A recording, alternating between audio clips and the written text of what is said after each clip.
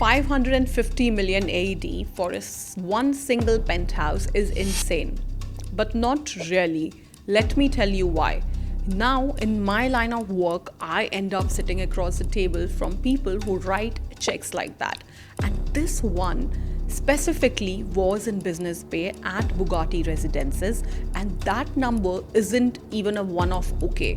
In fact, a few months later, two more penthouses in the same tower sold for another 270 million AED combined, and my insight on this is just that.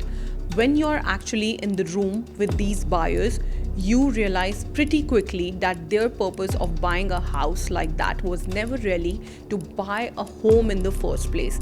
It is to buy an address. Because of that level, your neighbor could simply be running a listed company. A family 2 floors below you could literally be managing generational wealth. Therefore, the building you live in naturally becomes the network you do business with. Your kids grow up around the next generation of that same wealth. And is that even really the price of real estate anymore? Because it is simply the price of compounding machine of access. And honestly speaking, that's exactly what I find most fascinating about this industry and about how the wealthiest people actually think when they buy here in the Emirates.